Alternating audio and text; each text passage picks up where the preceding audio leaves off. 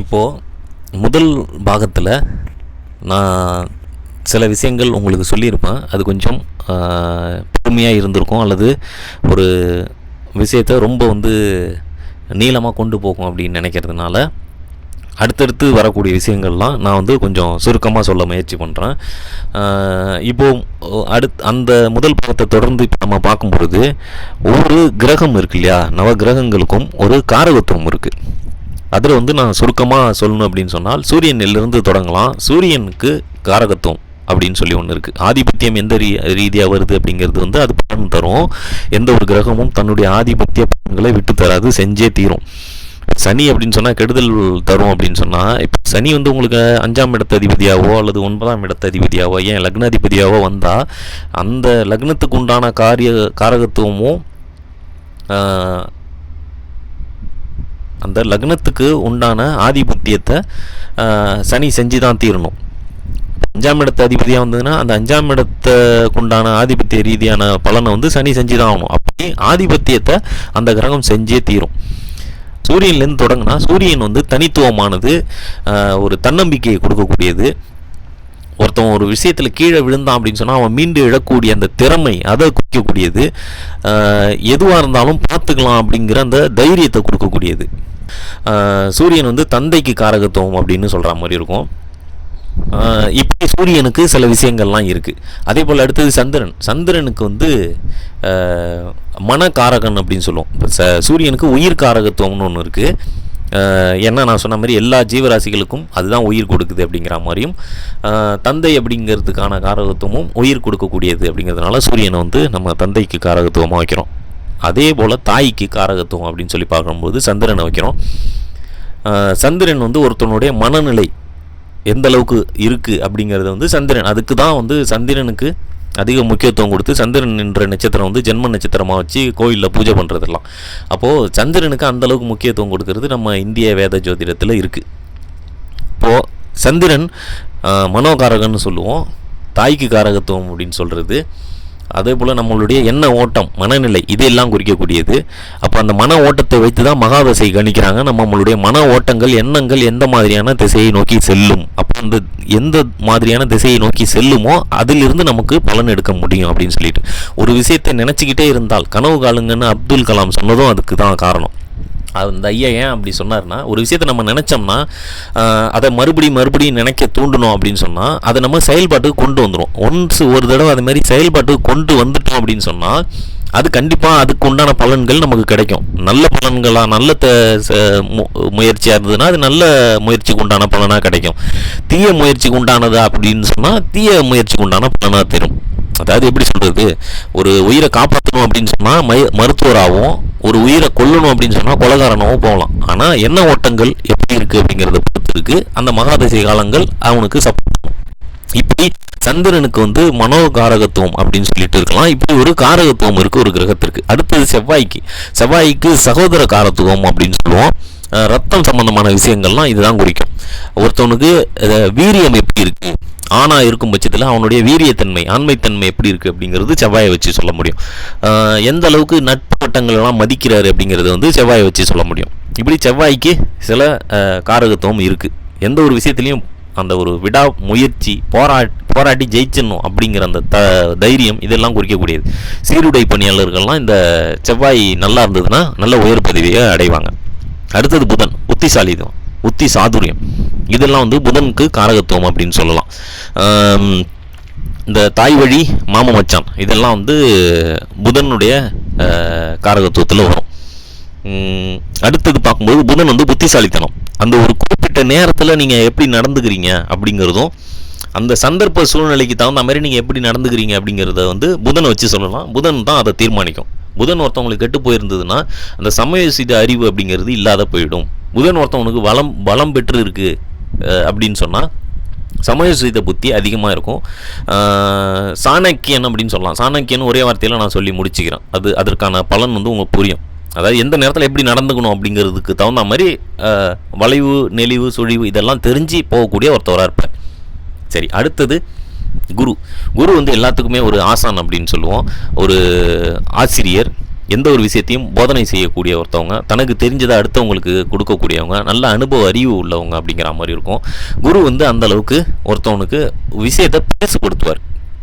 குருவனுடைய காரகத்துவம் அப்படின்னு சொல்லி பார்க்கும் பொழுது அறிவை பெருசுப்படுத்தக்கூடியவர், பெருந்தன்மையானவர், அடுத்தவர்களுக்கு போதிக்கக்கூடியவர்கள் அப்படிங்கிற மாதிரி வந்துடும். குருவுக்கு இந்த மாதிரி ஒரு காரகத்துவம் இருக்குது. குரு வந்து ஒரு விஷயத்தை உங்களுடைய கேரக்டரும் கிட்டத்தட்ட அதை வச்சு சொல்லிடலாம். ஏன்னா ஒருத்தவங்க என்ன கற்றுக்கிறானோ அதை தான் வந்து மற்றவங்க அந்த சமூகத்துக்கு காட்ட போகிறான். அதுதான் வந்து ஒருத்தவனுக்கு கல்வியை கொடுக்கக்கூடியது அப்படிங்கிறத வந்து குருவை வச்சு பார்க்குறது. அவனுடைய அறிவு எப்படி இருக்குது, பொது ஞானம் இதெல்லாம் எப்படி இருக்குது, பொது நலம் அப்படிங்கிறதெல்லாம் எப்படி இருக்குங்கிறத வந்து குருவை வச்சு தெரிஞ்சுக்கலாம். அடுத்தது அப்படின்னு சொல்லி பார்க்கும்போது சுக்கிரன். இது எல்லாத்தையுமே சம்பாரித்து இதெல்லாம் இருந்து என்ன பிரயோஜனம், ஒரு சந்தோஷமான வாழ்க்கை இல்லை, மகிழ்ச்சியான வாழ்க்கை இல்லை அப்படின்னு சொன்னால் சுக்கிரன் வந்து அங்கே பாழ்பட்டுருக்கு அப்படின்னு சொன்ன அர்த்தம். ஏன்னா சுக்கிரன் வந்து ஒரு போகக்காரகன்னு சொல்லுவான், ஒரு விஷயத்தை அனுபவிக்க பிறந்தவங்க அப்படின்னு சொல்லுவோம். சகல சௌகரியங்கள், வசதி வாய்ப்புகள், அந்த ஒரு மகிழ்ச்சி இதெல்லாம் குறிக்கக்கூடியது வந்து சுக்கிரன். சுக்கிரன் வந்து உங்களுக்கு நல்ல நிலையில் அமைஞ்சிருச்சு உங்கள் ஜாதகத்தில் அப்படின்னு சொன்னால் உங்களுக்கு அந்த வசதி வாய்ப்புகளுக்கு குறைவே இருக்காது. சிலருக்கு வசதி வாய்ப்பு இருந்தும் அனுபவிக்க முடியாத போயிருக்கும். அப்படிங்கிற கான்செப்டில் பார்க்கும்போது அங்கே சுக்கிரன் கெட்டு போயிருக்கும். இப்படி தான் சில விஷயங்கள் இருக்குது. சுக்கிரன் வந்து போகக்காரகன், உங்களுடைய வாழ்க்கை விஷயத்தில் எல்லாத்தையும் அனுபவிக்க பிறந்தவன் அப்படின்னு சொல்கிறதுலாம் வந்து சுக்கிரன் வந்து குறிக்கும். சிலருக்கு ஆணை பொறுத்த வரைக்கும் இது வந்து கலத்தரக்காரகனாகவும் வரும். பொது கலத்தக்காரகனாக வந்து சுக்கிரன் தான் வருவார். பொண்ணுங்களுக்கு வந்து செவ்வாய் வந்து கலத்திரக்காரங்கன்னு எடுக்கலாம். பையனுக்கு வந்து சுக்கிரன் வந்து கலத்திரக்காரகனாக வரும். அடுத்தது பார்க்கும் பொழுது சனி வந்து ஆயுள் காரகன் அப்படின்னு சொல்லுவோம். ஆயுளை தீர்மானிக்கக்கூடியது வந்து சனி. அதனால தான் வந்து அவர் பொறுமையாக நகர்றாரு அப்படின்னு சொன்னால் உயிர் வந்து பொறுமையாக போகும். 80 வயசு 100 வயசு இப்படின்னு சொல்கிறதெல்லாம் வந்து சனியை வச்சு தான். சனி வந்து ஆயுள்காரகன். நம்மளுடைய கர்மா வினைகளை வந்து கொடுக்கக்கூடிய விஷயம் வந்து சனி மூலமாக தான் இருக்கும். நீங்கள் எந்த நட்சத்திரத்தில் சனி நிற்கிது, எந்த ராசி கட்டத்தில் நிற்கிதுங்கிறத வச்சு நீங்கள் என்னென்னலாம் இந்த வாழ்க்கையில் அனுபவிக்க போகிறீங்க அப்படின்னு வரைக்கும் சொல்லலாம், சனியினுடைய தன்மையை வைத்து. சனி வந்து ஆயுள்காரகன் அப்படின்னு சொல்லுவோம். அடுத்தது பார்க்கும் பொழுது ராகு கேதுக்கள் அப்படின்னு சொல்லி பார்க்கும் பொழுது இதுக்கு வந்து ஒரு நிழல் கிரகம் அப்படின்னு சொல்கிற தன்மையை தான் கொடுத்துருக்காங்க. ராகு வந்து எந்த ஒரு விஷயத்தையும் இது போதும்னு விடாது. சிம்பிளாக சொல்லணுன்னா அதிகரிக்கும், தூண்டும். இது போதும்னு சொல்ல தோணாது. ஒரே வார்த்தையில் சொல்லணும்னா கேதுன்னு தான் இது வேண்டான்னு சொல்லும். இதெல்லாம் மாயை, இதெல்லாம் வந்து நமக்கு வந்து ஏமாற்றக்கூடியது, இதிலேருந்து விலகி நில்லு அப்படின்னு சொல்லும். ஒரு பிடிப்பில்லாத தன்மை அப்படிங்கிறது கேது கொடுக்கும். கேது எங்கெங்கெல்லாம் நிற்கிதோ அந்த இடத்த வந்து இந்த மாதிரி தான் பலனாக கொடுக்கும். கேது வந்து ஞானகாரகன்னு சொல்லிட்டும், ராகு வந்து போகக்காரகன் அப்படின்னு சொல்லிட்டும் சொல்லியிருக்காங்க. எந்த ஒரு விஷயத்தையும் இது போதாது, இதுக்கு அடுத்தது வேணும், இதை விட இன்னும் கூடுதலாக வேணும் அப்படின்னு நினைக்க கேது ராகுவும். எதுவுமே வேண்டாம், இது போதும், இதெல்லாம் மாயை அப்படின்னு சொல்கிறது கேதுவாகவும் இருக்கும். இப்படி கிரகங்களுக்கு ஒரு சில காரகங்கள் இருக்குது. அதை வந்து நான் சுருக்கமாக சொல்லியிருக்கேன். இப்போ அடுத்தது அப்படின்னு சொல்லி பார்க்கும்போது ராசிகள் நம்ம சொல்லியிருக்கோம், ராசி நட்சத்திரங்கள்னு நம்ம சொல்லியிருக்கோம். 27 நட்சத்திரங்கள் இருக்குது இல்லையா? அந்த நட்சத்திரங்கள் அப்படின்னு சொல்லி பார்க்கும்பொழுது இதில் நான் உங்களுக்கு குறிச்சிருப்பேன். அதாவது மேசத்தில் என்னென்ன கிரகங்கள் இருக்குது அப்படிங்கிறது எப்படி நம்மளுக்கு முக்கியமோ அதே போல் மேசத்தில் என்ன நட்சத்திர பாதங்கள் இருக்குது அப்படிங்கிறதையும் நான் கொடுத்துருப்பேன். இதை நான் வந்து உங்களுக்கு சுருக்கமாக கொடுத்துருக்கேன். அதாவது இந்த இதில் எழுதி காட்டினதுனால நான் இதை வந்து உங்களுக்கு ஒன்று சொல்ல தேவையில்லை. இதை அப்படியே நீங்கள் பாஸ் பண்ணி பார்த்துக்கலாம். இந்த ராசி கட்டத்தில் இந்த நட்சத்திரங்கள் இந்த பாதங்கள் தான் இருக்குது அப்படின்னு சொல்லி கொடுத்துருப்பான். அப்போது இந்த நட்சத்திர பாதங்களில் இந்த கிரகம் நின்னா என்ன பலன் எடுக்கும் அப்படிங்கிறதுக்கு வந்து இது எளிதாக புரிஞ்சுக்கிறதுக்கு உதாரணமாக இருக்கும். அடுத்தது இந்த கிரகங்கள்லாம் சொன்னேன் இல்லையா, அதற்கு ஒரு வீடு இருக்குது, சொந்த வீடுகள் அப்படின்னு சொல்லிட்டு இருக்குது. அப்போ முதலாவது அப்படின்னு சொல்லி பார்க்கும்போது சூரியன் சந்திரன் தான் எல்லாத்துக்குமே வந்து காரணி, தாய் தந்தை அப்படிங்கிற அந்த இடத்த கொடுத்துருக்கோம் இல்லையா. அப்போ அதை வச்சு பார்க்கும்போது சூரியனுக்கு சிம்மத்தை கொடுக்குறாங்க 5ஆம் இடம் அப்படின்னு சொல்லி பார்க்கும்பொழுது. 4ஆம் இடத்துல தாயை கொடுத்துருக்குறாங்க, அதாவது கடகத்தில் சந்திரன் அப்படிங்கிற கணக்கில். அதிலிருந்து பிரியுது அடுத்தது அப்படின்னு சொல்லி பார்க்கும்பொழுது கடகம் சிம்மத்திலிருந்து பிரித்து பார்த்தால் கன்னியும் மிதுனமும் வரும். அங்கே வந்து புதனை போட்டிருக்காங்க. அதற்கு அடுத்தது அப்படின்னு சொல்லி பார்க்கும்பொழுது 2 சைடும் சுக்கிரன், அதாவது ரிஷபத்திலையும் துலாமிலையும். அதற்கு அடுத்தது அப்படின்னு சொல்லி பார்க்கும்பொழுது செவ்வாய். அப்படி இந்த கிரகங்கள் இருக்கும் இல்லையா, நீங்கள் வரிசைப்படி அந்த அடிப்படையில் வரும். செவ்வாய் வந்து அடுத்தது சுக்கிரனுக்கு அடுத்தது அப்படின்னு சொல்கிற மாதிரி இருக்கும். அதற்கு அடுத்தது குரு, கடைசியாக 2ம் சனி. அப்படிங்கிற ரீதியில் கொடுத்துருப்பாங்க. இப்போ எப்படி சூரியன் பக்கத்துலேயே சந்திரன் இருக்குது அப்படின்னு ஒரு கேள்வி வந்ததுன்னா, நம்ம பூமியிலேருந்து பார்க்கும் பொழுது சூரியன் சந்திரன் இதுதான் முக்கியமான விஷயம் இல்லையா, காரணி. அதனால் சூரியன் சந்திரனும் கடகம் சிம்மம் அப்படின்னு சொல்லி கொடுத்துட்டு, அதுக்கு அடுத்தது புதன், அடுத்தது சுக்கிரன், அடுத்தது நம்ம பூமி வந்துடும், அதனால் அது வராது. அதுக்கு அடுத்தது செவ்வாய் வரும், அடுத்தது குரு வரும், அடுத்தது சனி வரும். இப்போ இதே வரிசையில் தான் இந்த கிரக நிலைகள் போட்டிருப்பாங்க வீடுகள் அடிப்படையில். இந்த வீட்டுக்கு இந்த கிரகங்கள் அதிபதி அப்படின்னு சொல்லிட்டு.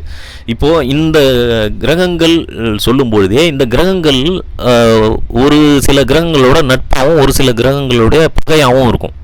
அப்போது ஒரு சில கிரகங்கள் அப்படின்னு சொல்கிறத விட குரு அணி, சுக்கிரன் அணி அப்படின்னு சொல்லி பிரிக்கலாம். அதாவது பொருள் அணி, அருள் அணி அப்படின்னு சொல்லிட்டு. அருள் அணின்னா குருவோட அணி. அப்போ அது குருவனுடைய கிரகங்கள் அப்படின்னு சொல்லி பார்க்கும்போது குரு, சந்திரன், சூரியன், செவ்வாய் இதெல்லாம் வந்து ஒரு நட்பு கிரகங்களாக இருக்கும். பயிற்சிக்காத கிரகங்கள் ஒரு அணியில் இருக்கும். இப்போது பொருள் அணின்னு சொல்லக்கூடியது, அதாவது சுக்கிரன் அணி அப்படின்னு சொல்கிறது, சுக்கிரன், சனி, ராகு இதெல்லாம் வந்து ஒரு டீம், ஒரு அணி. இது வந்து ஒரு பக்கமான அணி. அதாவது இந்த கிரகங்களுடைய ஆப்போசிட் கேரக்டர் அப்படின்னு வச்சுப்போமே. அடுத்தது எந்த அணியிலையுமே சேராத ஒரு கிரகங்கள் அப்படின்னு சொல்லிட்டு ஒரு குரூப் இருக்குது. அது என்னென்னா புதனும் கேதுவும். இது எந்த கிரகத்தினுடைய இதையும் சேராது. நான் எனக்கு தேவையானதை நான் செஞ்சுட்டு போகிறேன் அப்படின்னு சொல்லி தனியாக ஒரு ரூட்டு போட்டு வாழ்கிறக்கூடிய கிரகங்கள்னு சொல்லுவோம். இது இந்த மாதிரியான விஷயங்கள். அப்போது இது வந்து ஒரு புரிதல்களை கொடுக்கறதுக்காக இதை நான் சொல்கிறேன். இப்போது இந்த சில விஷயங்கள் உங்களுக்கு ஒரு புரிதல்களை ஏற்படுத்தியிருக்கும் இந்த பாகத்தில். இப்போ இந்த பாகத்தில் நான் இதை முடிச்சுக்கிறேன். இதுக்கு அடுத்த பாகங்களில் வந்து இதனுடைய தொடர்ச்சியை நம்ம பார்க்கலாம்.